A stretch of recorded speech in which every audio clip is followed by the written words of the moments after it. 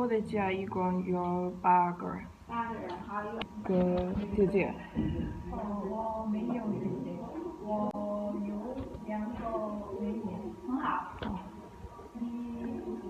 我有1个姐姐，还有3个弟弟。3个弟弟。多了，这样子各一个家一个。这个多小？多小？这种45，称之为是外八卦。这里面外八卦，这里面这些房子是内八卦。可以好一个。这个要，这个要不啦？不要了。谢谢。好的。谢谢你。好的。Got another one for my sister because I think she'll like this.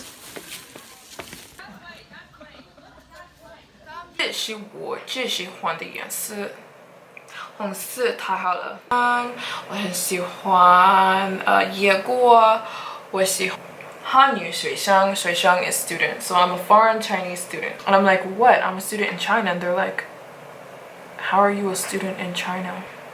I don't think we've ever seen a foreign exchange student from China before. And I was like, well, you're looking at one, boo. Okay, hey guys, welcome back to my channel. In today's video, I'm going to be answering some of your guys' questions. I always say I feel like Q&As are going to be a regular thing on my channel because I just get asked so many questions, and I feel like, I don't know, it's just going to be a regular thing on my channel. I wrote down some questions. Where did I put them? I asked you guys on my Instagram, and then I wrote down the most popular ones. But I will say I'm not going to answer the questions I always get asked. I have so many Q&As and videos, even dedicated videos on my channel answering the questions I get asked all the time. Like, how do I travel? How do I afford to travel? Stuff like that. Like, I answered it too many times. So for people who want to know that stuff, I have so many other videos about that. So this video is going to be other questions that maybe I haven't answered or on here on my YouTube yet. Make sure you follow me on Instagram at Maryjane Byarm. I talk to you guys all day long there. I just told you guys a crazy story this morning on my Instagram story. It's still up about what happened to me and my hair here in Bali. I'm in Bali, by the way, so yeah, I'm just gonna get straight into the questions, and if you're interested, then keep on watching. Okay, so this is gonna be like a category of like a lot of different questions I get asked. From beauty to travel to everything. So let's just jump right into the questions. Okay, so somebody asked me, what were my favorite, if you don't know, I just got off of a challenge of visiting 100 countries, and I did it in 332 days. Thank you. Just kidding. But yeah, I just got off of a challenge. I visited 100 countries, which it blows my mind. It completely blows my mind. So somebody asked me, what is the weirdest life change after coming off of a challenge like that? Like, what is the weirdest, like, how did it change me? What is the weirdest thing? And like, I've changed so much. That challenge, I feel like, I always say to people, oh, I'm on a break from school, I'm on a break from college, I'm on a break from school, but I don't feel like I'm on a break at all. Like, I feel like you can't pay for an experience like visiting 100 countries. Like, well, you can pay for it, you can do it like me, but like, how can even Harvard or even the best school in the world teach you more than you visiting 100 countries by yourself? Like, and actually I did about 50 other countries by myself, and then it was getting too hard, like, because YouTube started becoming like a source of my only source of income was YouTube. So I needed help filming and taking pictures, so my 15-year-old brother assisted me for about 40 other countries or 50 other countries, and my other brother Josh, who is 21 or 22 or 20, he's 22. He's 22, ew. He assisted me for a couple of the countries, maybe I think 17, and my sister assisted me for like 4 or 5 of the countries actually, so I did less on my own. But anyways, they assisted me to help me out. on my challenge, but I still felt like I was on my own because like I was always the main caretaker, if that makes any sense. Like it was me, the one who was waking us up 5 a.m. to get on our bus to the next country, or I was the one booking everything. I was the one like deciding what we're doing. Okay, I'd wake up, I'd be like, okay, so today we're doing this, this, and this. Okay, so let's go eat. Let's do that. Like I was the almost mom of the situation, the caretaker, the thing of, you know, I was the one running everything. So I still, in a sense, kind of feel like I was on my own, but I definitely appreciated the help that my siblings gave me. But I was the one staying up all night, you know, figuring out the next country, how we're gonna get there. Is it, you know, where to stay, everything like that. So the weirdest thing I would say after coming off of a challenge like that is, like I said, I feel like I have a way better education than me sitting behind a desk in school. Like who can teach you more about life than life? Who? How can you be behind a desk or looking at a PowerPoint, or even the smartest Harvard professor or Oxford professor, even though those I think are beautiful colleges and great for people who need them, but how can you compete with life itself? How can you compete with traveling to 100 countries without a parent with you? I was, like I said, on my own for a lot of it, and with my little siblings. Like my brother did 50 of the countries with me, 53 I think, me and my brother, and he was 15. He turns 16 next week or the week after next, but he was 15. So at 23, or I was 22 at the time, because I just turned 23 on Christmas, a 22-year-old and a 17-year-old traveling the world, you know, the most of the time. Like, how can you learn more than that? What I had to learn about finances, I had to learn about like taking care of people. I felt like I was a mother for that period of time because my brother is very he depended on me for a lot of stuff, you know. So I felt like I was learning mothering lessons. I felt I was learning economic lessons. I had a world history class because I met some of the most intelligent people across the world that have just taught me so much. I feel like I was in the best language classes. I learned so much Spanish because I spent a lot of time in South America. I visited every single country in Central America and a lot of South America.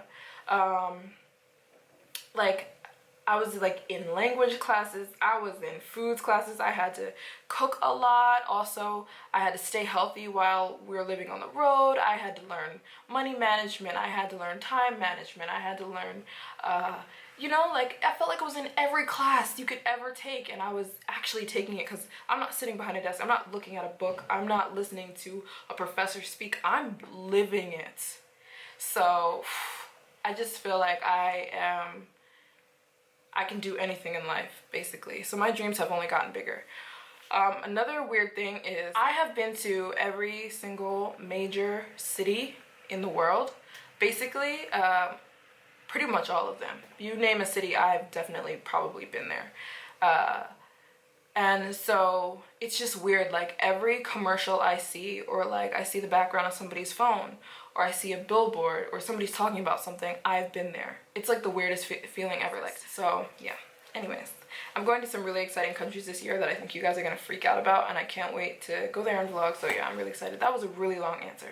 So then the sun is going down, as you can tell, so I'm gonna, oh sorry, I have my hair is wet right now because I want to get this video out and I didn't feel like waiting for my hair to dry. Oh, I'm trying to talk fast so that the sun doesn't leave me. Okay, so the next question is, what do you look for in a man? Oh gosh, here we go. Okay, what do I look for in a man? I've never had a boyfriend ever in my life. I've only ever talked to one person before, and I got so hurt that I didn't get hurt. I was just like, I'm not playing games with this anymore. I don't want to just like, I've never been a person that wants to date or anything like that. I feel like I have standards and I'm not going to lower them for anybody. So a man who has a job, somebody who's very ambitious, has to be Christian, has to be saved. Somebody who is very protective of me. Somebody who is invested and doesn't like to play games, you know, and very upfront about their intentions. And, you know, also somebody who loves to travel, because they're going to have to, because I'm going to travel for the rest of my life. Somebody who loves to travel. Somebody who is very intelligent, because I feel like I'm really intelligent, right? I feel like most people should feel that way about themselves. Well, if you don't feel that way, you should at least aspire to be intelligent. I don't know. I feel like I'm an intelligent person, and I don't want to be smarter than my man. That's something I don't want. I don't want to be smarter than my man, because then men, their ego gets low, and like, it's not good when a girl is smarter than the man. I just don't think that's a good recipe. I just don't. It causes insecurities, and then I don't know. No. I want to be able to have intellectual conversations with my husband, with my boyfriend, and I want to. It's not even like he has to be book smart. Like, I just want him to be smart, knowledgeable, very intelligent in all ways, shapes, and forms, so that we can be like the same, and it's not like this overpowering like relationship all the time. I want him to be better than me. I want my husband to be better than me in everything. I want him to be better in communicating, better in peace. I think that is such a great quality in a man, somebody who has mastered peace and kindness and the fruits of the spirit: gratefulness, kindness, be very giving, be very intelligent, saved is number one. That trumps everything. Somebody who cares a lot about me, I would hope so, is my husband or my boyfriend. And somebody, just a special man. You know those men people meet and they're like, he's just the biggest sweetheart. He's just a great man. I want people to feel that way about my husband, because I want him to be that way. I want him to be a great man. I think my brothers are great men. Just great, rare men. So somebody who would think that way about, because I don't mess around with my brothers. I check them real quick. Like, I'm always talking to my brothers, like, if a lady does this, you do this.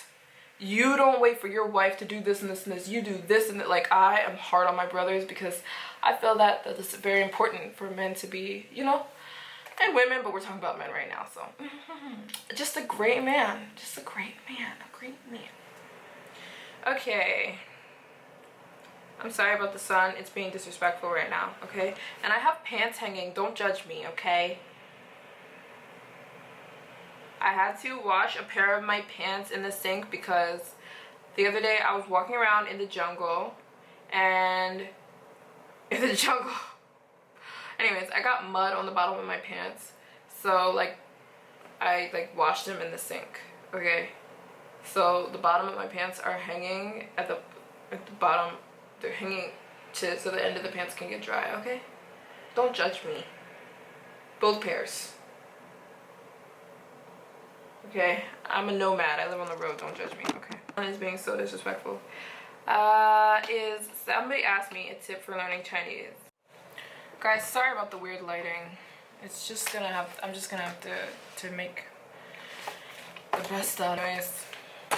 Okay, somebody asked me how is the best way to learn a foreign language, and honestly, the best way to learn a foreign language 100% is go to the country you want to learn the language. If you're trying to learn Italian, go spend time in Italy until you learn the language. If you're trying to learn French, go to a French-speaking country and don't leave until you learn the language. That's how I learned Chinese. I was in China for 2 years, and when you're constantly exposed to a language and you're open to learning and you're trying, it's so much easier. No apps involved, no crazy techniques. I always say how I learned Chinese was I used to work at a nightclub in China, and I worked in Pudong, but I lived in Zhongshan, Gonyuan, and those two areas in Shanghai are about an hour apart, especially with traffic. And every night I would call a taxi and to get back, and it would take me about an hour to get back from work.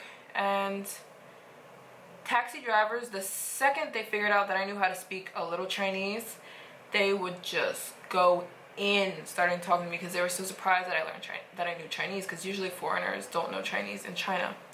So they would just keep talking to me, and honestly, that is how my Chinese got so strong in such a short period of time. My brain was forced to learn the language, and I started picking up like slang and like little sayings that Chinese people say. Like, example, like 加油, they would always say 加油when they drop me off, which means like good luck with everything, best wishes. It's like, it technically means add oil, but it's their way of saying like good luck, keep going, you know, stuff like that. So like little things like that you just learn when you're in the country, you're trying to learn the language.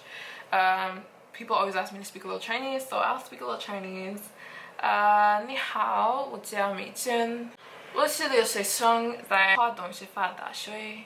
红色是我最喜欢的颜色，红色太好了。我旅行去100个国家，不好，好不好？好，太好了。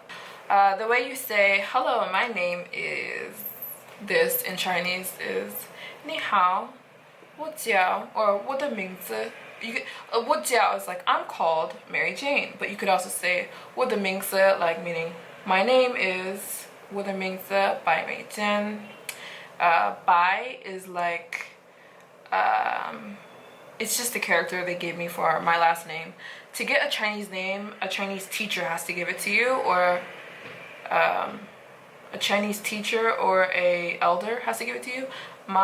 Or a friend. My friend Anna, I miss her so much.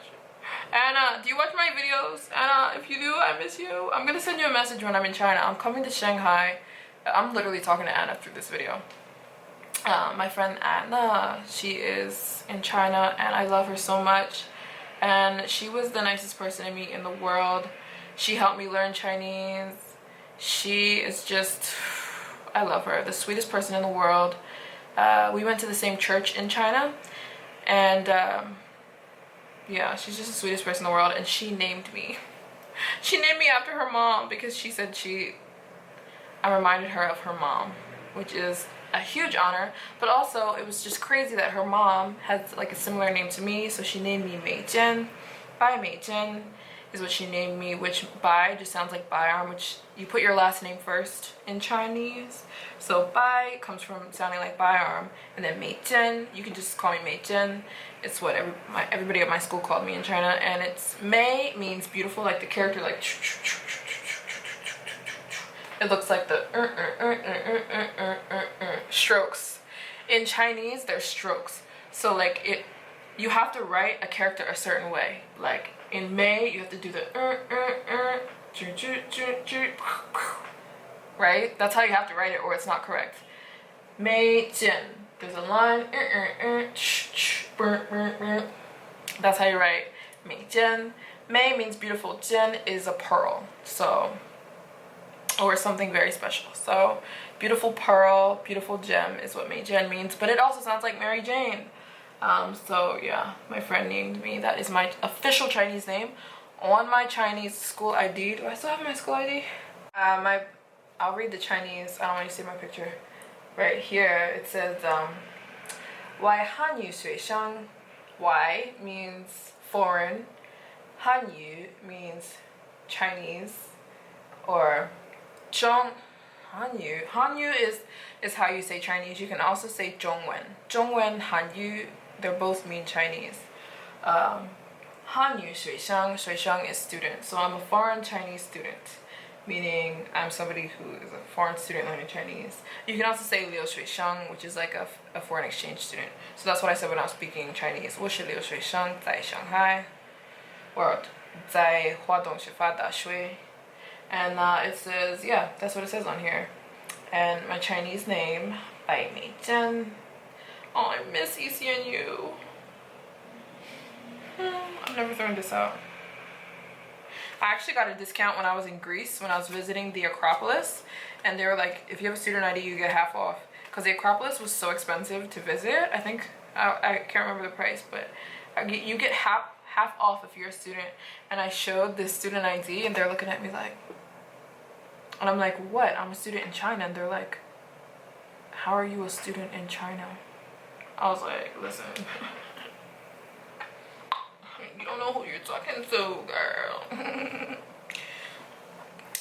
They actually were looking at me like I was lying, and then I had to pull up my YouTube account and show them, and they were looking at me like, I don't think we've ever seen a foreign exchange student from China before. And I was like, well, you're looking at one, boo, so. Oh gosh, I'm stupid. Anyways, that's all for today's video. So I'll see you guys in my next video. I love you. See you in my next one. Bye.